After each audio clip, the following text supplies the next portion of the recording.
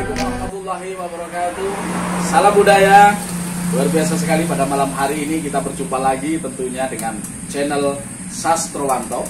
Jangan lupa like, subscribe, dan tekan tombol loncengnya serta komenlah. Karena dengan komen kita bisa berkomunikasi dan tukar pengalaman serta tentunya kritik dan saran. Silakan layangkan kepada kami supaya kami mengadakan evaluasi. Baik kawan-kawan semuanya, pada malam hari ini saya menghadirkan kembali Mas Ferry, yaitu fotografer ternama yang sudah di Kabupaten Pasir ini, tingkat nasional maupun internasional. Untuk itu tentunya kita harus meminta ini ya, bagi-bagi ilmunya kepada rekan-rekan semuanya, khususnya adalah pemula ya di dunia fotografi, agar mengetahui bagaimana di dunia fotografi yang sesungguhnya. Nah, ini saya juga ada pertanyaan ini Mas Ferry. Ya. Ada pertanyaan dari beberapa teman lewat channel ini dan juga di WA saya mengenai tentang fotografi. Artinya begini, saya mempunyai kamera tidak, tetapi keinginan besar untuk menjadi fotografi itu sangat besar sekali, tidak bisa dibendung gitu. Nah, kendalanya adalah tidak punya kamera, kemudian mau beli survei tidak ada yang terjangkau. Ternyata kamera itu mahal-mahal sekali, tidak terjangkau. Akhirnya keinginan itu hanya menjadi khayalan dan cita-cita saja yang tidak tersampaikan begitu, dan habis oleh waktu nanti tentunya. Nah, saya tidak berani menjawab ini karena saya bukan orang pelaku di dunia fotografi ya, saya juga masih buta. Nah, untuk itu saya menghadirkan Mas Ferry pada malam hari ini supaya bisa menjawab pertanyaan ini. Bagaimana ingin menjadi fotografer tetapi tidak mempunyai modal kamera. Nah, silakan Mas Ferry, bisa ditolong ini, dibantu untuk menjawab pertanyaannya. Oke. Selamat malam semua. Benar apa yang dikatakan Mas Wanto tadi. Bukan cuma Mas Wanto, saya pun sering ada yang bertanya demikian. Bang, fotonya bagus-bagus, jadi kepengen belajar, cuma kemampuan saya belum ada untuk membeli kamera yang ya memang mahal ya. Jadi untuk saat ini ya, kalau dulu memang agak susah, saya pun dulu susah. Untuk saat ini alhamdulillah perkembangan zaman, dan saya yakin setiap orang atau ya katakanlah pelajar lah ya, pelajar itu sudah bisa motret dengan mudah, murah, efisien, cepat dengan ini HP ya, handphone. Atau sekarang kita sebut smartphone ya, yang berbasis Android atau iOS. Dari sini karena handphone sekarang sudah berkamera satu. Walaupun kualitas kamera berbeda-beda dari merek ya, berbeda-beda. Namun itu adalah langkah awal dari kita untuk belajar fotografi. Minimal kita motret lingkungan sekitar atau keluarga, entah itu orang tua, adik, kakak, atau punya anak atau bahkan sekarang kita bisa lihat atau bisa pastikan. Anak SD bahkan mungkin anak TK pun sudah mulai motret ya, atau memvideo pakai HP. Itu langkah awal sudah luar biasa. Ada ketertarikan, ada minat, itu sudah luar biasa. Jadi hanya menggunakan HP, handphone ini saja kita sudah bisa menjadi modal ya, untuk kita menuju ke fotografer yang profesional nantinya ya. Jadi dari ini ya. Dari ini saja. Kemudian triknya gimana? Jadi triknya begini.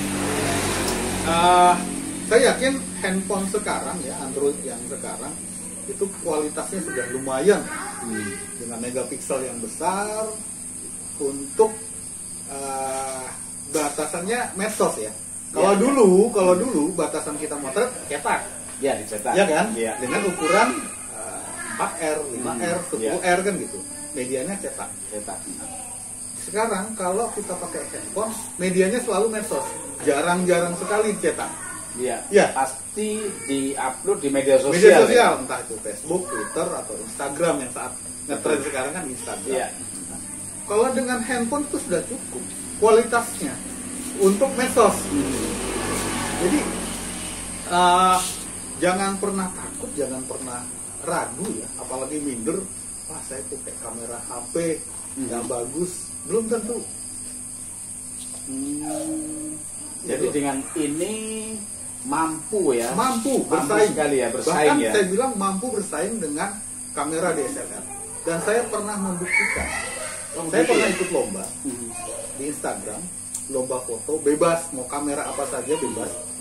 Saya punya DSLR tapi saya tidak pakai, saya pakai menggunakan ini. HP. Akhirnya untuk membuktikan saya mampu tidak. Nah, akhirnya ternyata bisa membuktikan ya? Mampu ya, bersaing dengan kamera yang standar itu ya. Walaupun bukan juara satu ya, minimal saya dapat juara. Iya, luar biasa sekali ya. Bersaing dengan DSLR. Iya. Jadi teman-teman sekalian, jadi Anda yang ingin untuk mendalami ilmu fotografi atau hobinya disalurkan, kita tidak perlu memaksa mempunyai kamera yang standar, tetapi bermodalkan Android saja, ini sudah cukup ya. Ini sudah sangat cukup sekali, bahkan ini mampu bersaing dengan kamera-kamera yang standar begitu ya. Kemudian eventnya, ada eventnya, kalau saya tadi dengar ya, ada eventnya. Kalau khusus lomba dengan Android, dengan media Android itu ada nggak? Untuk skala nasional saya rasa ada. Oh, ada ya? Untuk skala nasional. Kemudian untuk skala kabupaten itu berapa kali saya diminta untuk membantu panitia untuk mendandani lah ke perlombaan foto. Bahkan awalnya lomba foto gitu saja saya minta dipecah. Jadi foto ada kamera DSLR, ada kamera handphone atau smartphone. Jadi ada dua kategori supaya membedakan ini peserta. Jangan sampai nanti beradu, kasihan kan gitu. Berarti digolongkan saja ya. Pernah itu di Dinas Lingkungan Hidup kemarin saya diminta untuk membantu, sudah terlaksana. Kemudian pernah juga di Kabupaten Pasir ini dari satu vendor handphone mengadakan lomba foto pakai smartphone ini ya. Itu pernah juga.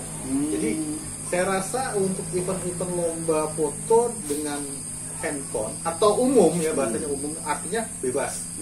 Itu banyak sekali. Bahkan di Instagram tuh bertebaran. Jadi jangan pernah takut untuk tidak ada momen atau event gitu. Tinggal niatannya saja. Benar. Mau atau tidak ikut dan sebagainya ya. Nah, kemudian kalau kamera standar ini ada teknik tersendiri ya, artinya bagaimana pengambilan angle, kemudian pencahayaannya ada sekian dan sebagainya gitu. Kalau di handphone sama nggak seperti itu atau bagaimana? Jadi pada prinsipnya di fotografi itu basic fotografinya sama, mau pakai apapun sama. Begitu ya. Pada prinsipnya. Nah, jadi angle-nya dari sini pun kita bisa pakai mau angle apa. Kita bisa bermain. Modelnya ya. Kita bisa bermain satu. Kemudian untuk settingan tadi ya. Kalau di kamera DSLR kan memang ada setting manual tuh. Dimana kita bisa mengukur cahayanya, kecepatannya segala macam. Nah kalau di handphone memang ada seri-seri tertentu yang ada mode profesional, mode pro. Oh, mode pro-nya ya. Kalau ada mode pro itu bisa kita atur. Berapa ISO-nya, kepekaan cahayanya, berapa speed-nya, kecepatan bukaan rananya dan lain-lain. Ada. Namun kalau yang standar itu tidak ada, dia auto saja. Tidak ada masalah, pada prinsipnya tidak ada masalah. Walaupun hanya auto, kita yang penting adalah bukan kameranya, tapi tekniknya. The man behind the gun. Siapa yang megang kameranya? Betul. Kalau sudah menguasai teknik mengambil foto, pasti hasilnya akan memuaskan. Beda dengan yang tidak menggunakan teknik. Cita rasanya beda, jelas beda. Sangat beda ya. Sangat beda. Kerasa sekali orang yang ngerti teknik pengambilan, sudut dan segala macam dengan mohon maaf ya yang baru sekedar motret dokumentasi itu beda. Beda sekali ya. Beda antara artistiknya dengan dokumentasi beda.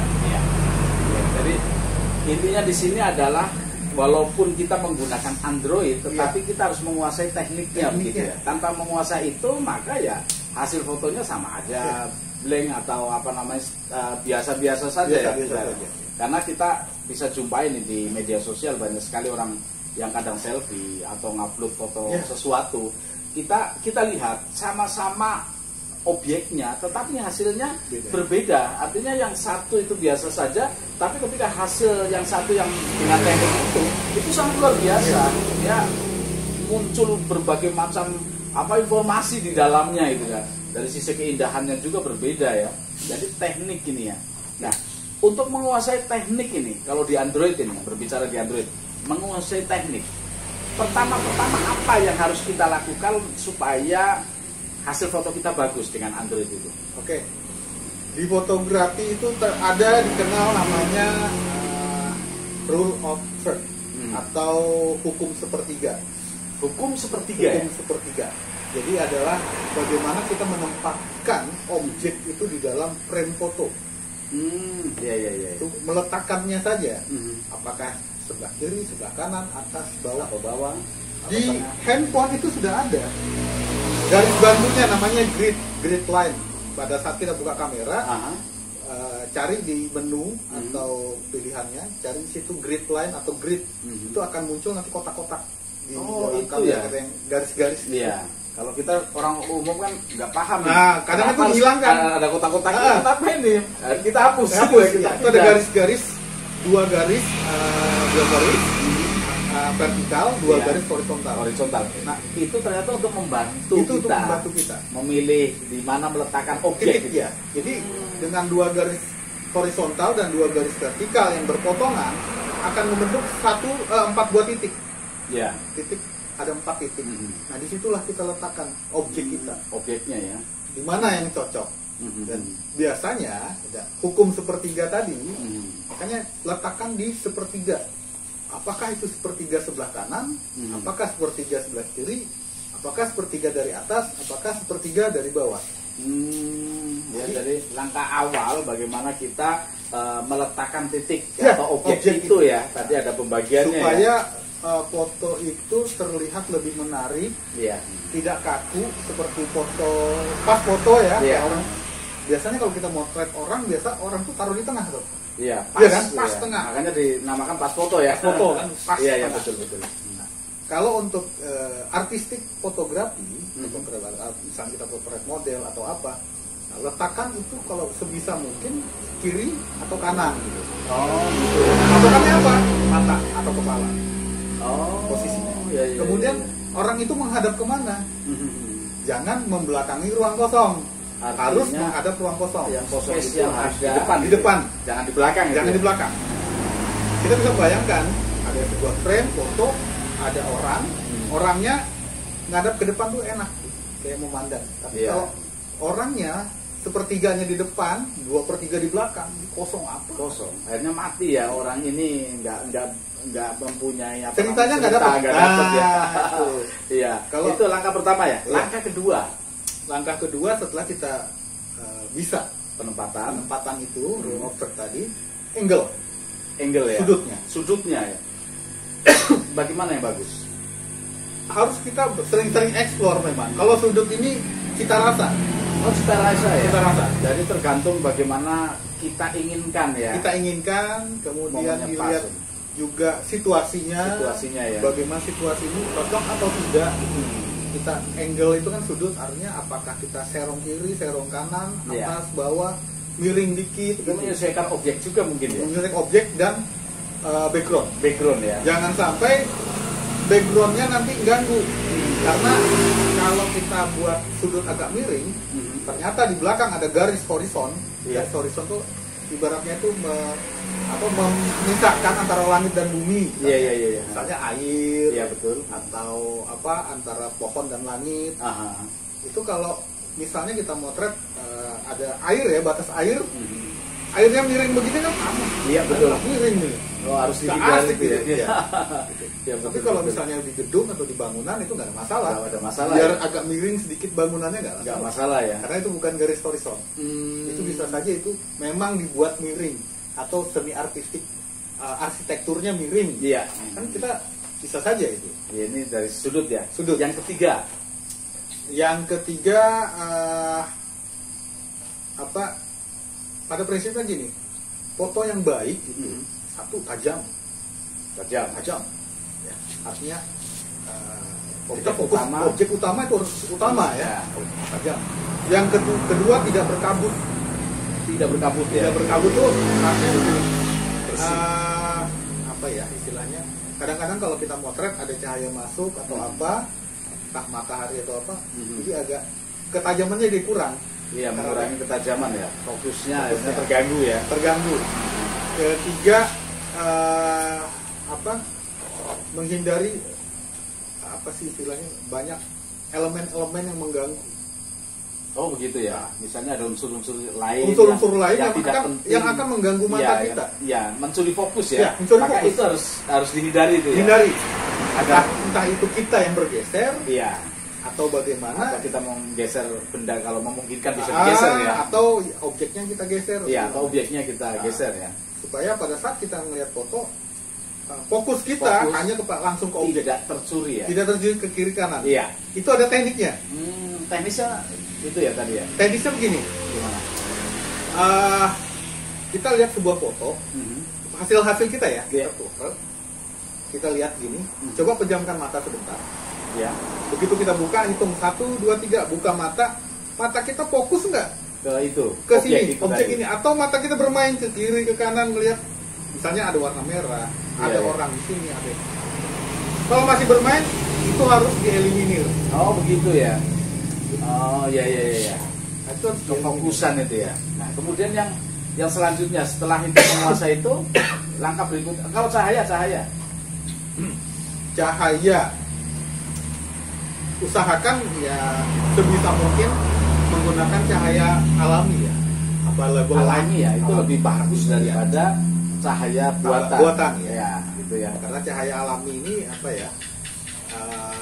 unsur istilahnya itu lebih hidup ya, lebih naturalnya kena itu ya. Ya karena kadang kita foto menggunakan cahaya yang kita buat itu kadang putihnya itu putih yang tidak natural itu loh. Putihnya tidak natural itu. Karena pakai bantuan cahaya. Kecuali memang kondisi lagi gelap atau mendung atau apa yang mengharuskan kita menambah itu pakai entah itu pakai senter atau apa pakai. Namun usahakan jangan direct, cahaya itu jangan langsung. Usahakan harus bias ya, harus biasa ya. Jangan direct atau langsung terlampau keras. Diarahkan ke kain putih misalnya kan atau apa. Contohnya begini, kalau kita di luar ya, di outdoor, kita motret pada saat siang hari panas, itu wajah orang itu kan akan terpapar sekali. Betul. Hasil foto pasti akan jelek karena cahaya terlampau keras. Iya, terlampau keras.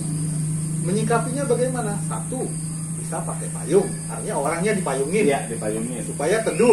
Iya, kan gitu. Betul. Jadi cahaya terdiffuse dulu, terfilter dulu oleh payung, baru biasnya kena orang. Iya. Atau orangnya digeser ya, cari yang agak teduh. Ya, teduh. Entah bawah pohon, entah pelindung gedung atau segala macam. Ya. Jadi itu tadi teknik-teknik ya, bagaimana kita menggunakan maksimal dari handphone ya atau Android kita bermain foto.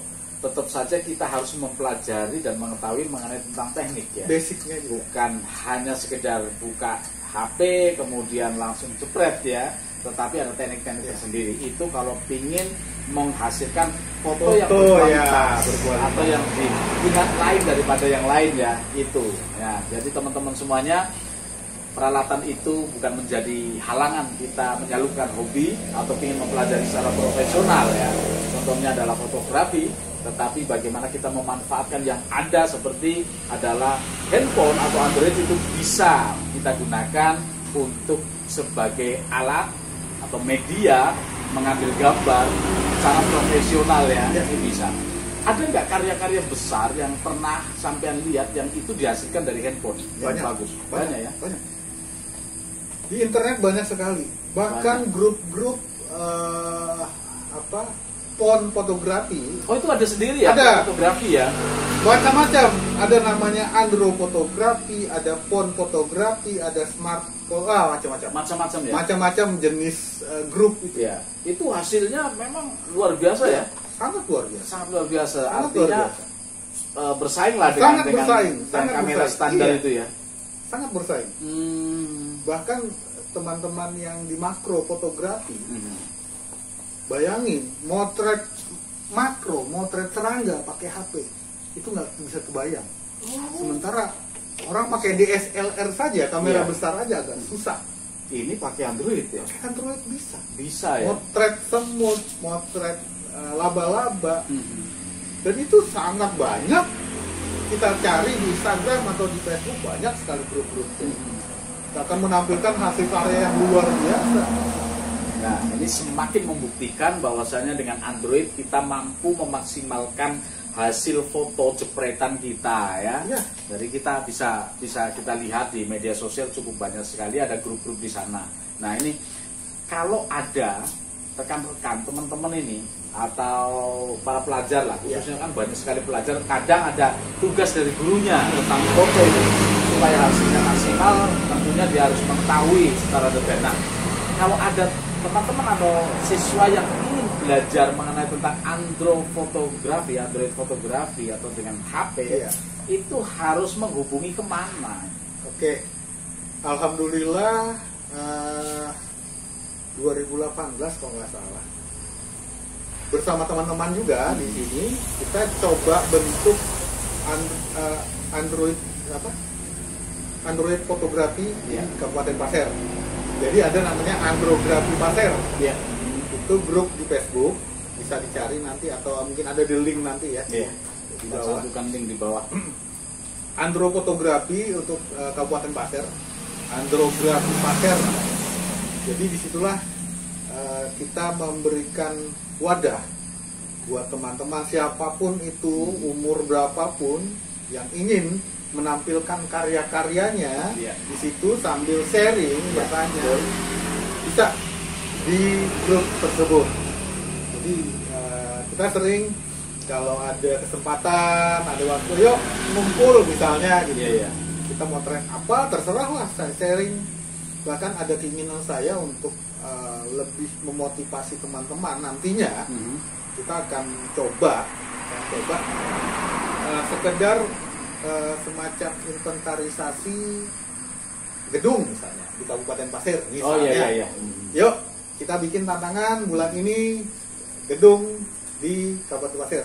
Terserah, ada yang motret gedung gedung Perempuan Berjaya, Polres, Mangkuruku, Bupati, sekolah, bank, banyak sekali.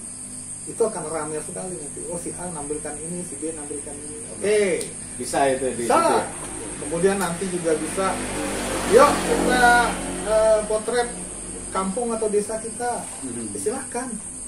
Jadi kita jadi kita semakin wawasan bertambah. Kita juga tahu, oh ini desa Suweto tuh begini nih.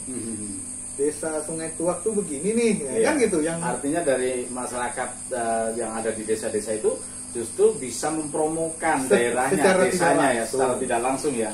Jadi orang luas ini akan tahu, ternyata Suweto begini ya. Ternyata di Suweto ada sesuatu yang unik, yang menarik, yang perlu kita kunjungi misalnya. Kadang-kadang kan orang sering bertanya, desa Rantau Buta itu gimana sih bentuknya, kan orang nggak tahu tuh.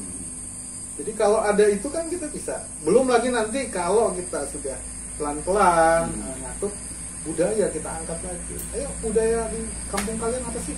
Atau makanan apa sih? Betul. Yuk kita tampilkan. Kadang di suatu kampung itu kan di sana ada kebudayaan yang masih berkembang atau kesenian yang masih berkembang. Kemudian orang kota ini nggak mengetahui karena jauh jangkauannya. Dengan adanya itu, maka kita bisa melihat dan mengetahui ternyata. Jadi suatu hari kita bisa mendokumentasi secara langsung ke sana gitu. Itu seperti itu ya. Baik, luar biasa teman-teman sekalian. Jadi Anda yang ingin bergabung di dunia fotografi yang hanya dengan menggunakan Android itu sangat luar biasa. bisa ya, karena tadi Mas Ferry sudah menyampaikan di mana Anda harus bergabung. Maka nanti lihat saja di link di bawah ini, maka silakan Anda bergabung, atau yang ragu langsung saja bisa menghubungi nomornya Mas Ferry ya. Nanti kita cantumkan di sini nomornya Mas Ferry, ada bisa kita lihat di sini. Baik teman-teman semuanya, terasa kita baru saja ngobrol tetapi sudah panjang ternyata waktunya ini ya, nggak terasa. Terakhir yang ingin disampaikan kepada rekan-rekan Android ini. Oke, untuk teman-teman yang ingin berkarya lewat handphone, jangan merasa kecil hati, jangan merasa minder ya. Saya nggak berani, takut. Kenapa mesti takut? Kita belajar, kalau salah itu wajar. Ya. Kan gitu, betul. Jadi nggak perlu takut. Justru ketakutan kita itu menjadi motivasi kita untuk aku harus bisa. Kalau orang lain bisa, kenapa aku tidak bisa? Betul. Dan satu hal yang saya sampaikan, ini pertanyaannya udah sedikit ini kepada Mas Wanto. Kamera apa yang paling bagus menurut Mas Wanto? Nah, ini akan menjawab. Ya. Buta sekali tentang kamera ini. Sebut saja kamera apa yang paling bagus. DSLR misalnya. Sembarang, terserah. Kamera apa saja yang paling bagus untuk menghasilkan karya yang ciamik gitu. Iya. Misalnya merek ini ya. Sebut saja. Misalnya Nikon. Ya. Katakanlah Nikon. Ya. Kalau saya tidak. Kamera yang paling bagus adalah kamera yang kita miliki. Apapun itu. Apapun mereknya. Betul sekali. Kenapa? Karena apapun yang kita miliki, kita bisa berkarya. Bukan angan-angan. Kita punya HP, ya inilah yang terbaik. Kenapa? Karena kita bisa mengeksplor dengan ini. Kita bisa berlatih, kita bisa macam-macam lah dengan ini. Sementara kalau kita, merek ini, kita hanya hayalan saja yang tidak pernah bisa dipraktekkan gitu ya. Karena kita tidak memilikinya. Masa mau minjam? Ya betul sekali. Jadi kamera yang terbaik adalah kamera yang kita miliki sendiri. Iya, sangat luar biasa sekali. Karena dengan kamera yang kita miliki, kita bisa mempraktekkan, mengeksplor kapan saja, di mana saja gitu ya. Sangat luar biasa sekali.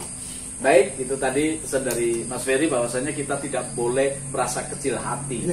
Harus semangat bahwasanya dengan Android kita mampu bersaing dengan kamera yang standar gitu ya. Baik, teman-teman waktunya cukup di sini karena terbatas.